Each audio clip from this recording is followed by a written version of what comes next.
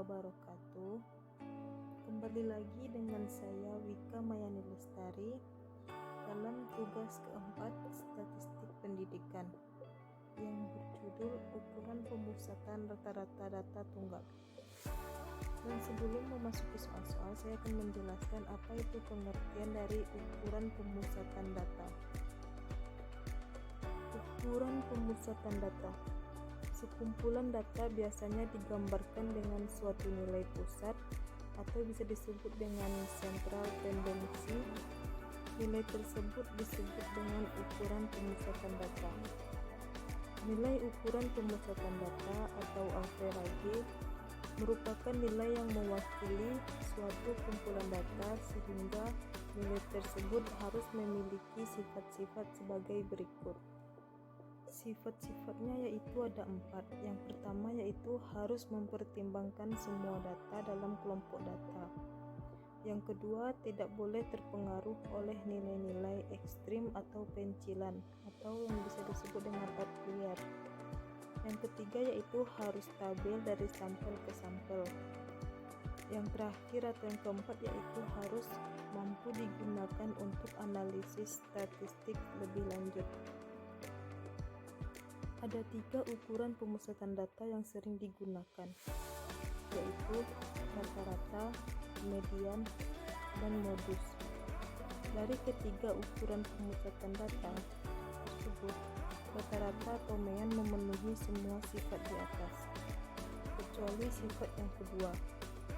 Rata-rata sangat dipengaruhi oleh nilai ekstrim atau pencilan atau bisa disebut dengan outlier. Sebagai contoh, misalkan suatu kumpulan data adalah 2, 4, 5, 6, 6, 6, 7, 7, 8, 9. Rata-rata, median dan modus dari kumpulan data tersebut memiliki nilai yang sama, yaitu 6. Jika nilai terakhir yang semula bernilai 9 diganti menjadi 90, maka rata-ratanya akan berubah menjadi 14, 10. Sedangkan nilai median dan modus masih tetap sama, yaitu 9. Dalam kasus ini menunjukkan bahwa nilai median dan modus lebih baik dari rata-rata. Tapi tetap saja nilai median dan modus tersebut tidak memenuhi sifat yang lainnya. Oleh karena itu, rata-rata merupakan ukuran pemusatan data yang terbaik, sehingga paling sering digunakan dalam analisis statistik. Baiklah, saya akan memasuki pengertian dari rata-rata. Rata-rata adalah nilai yang mewakili himpunan atau sekumpulan data, atau bisa disebut dengan aset of data.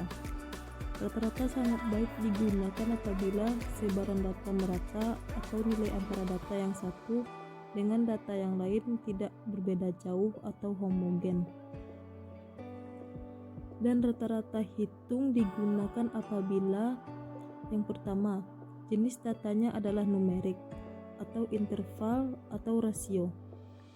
Jika datanya adalah kategorik ordinal, maka sebaiknya menggunakan median.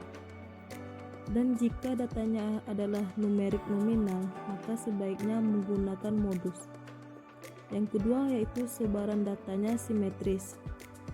Dan yang ketiga yaitu tidak terdapat data pencilan atau outlier. Baiklah, sekarang saya akan memasuki contoh soal perhitungan rata-rata.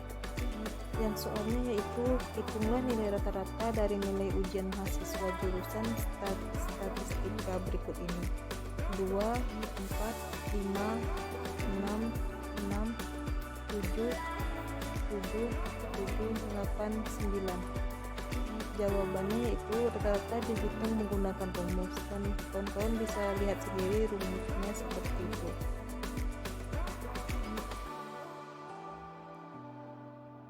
Dan demikian, rata-rata dari nilai ujian mahasiswa jurusan statistika adalah mendapatkan jawaban 6,1. Baiklah, sekarang kita memasuki contoh soal rata-rata yang kedua.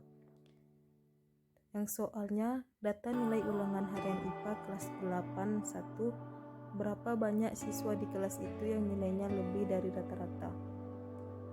Nilainya yaitu bisa kawan lihat sendiri. Dan cara penyelesaiannya yaitu cari dulu nilai rata-rata pakai rumus data tunggal berkelompok, dan rumusnya bisa kawan lihat sendiri, dan seperti itulah rumus data tunggal berkelompok. Dan jawabannya yaitu maka nilai di atas 5,625 adalah 7 sampai 10 sebanyak 21 siswa.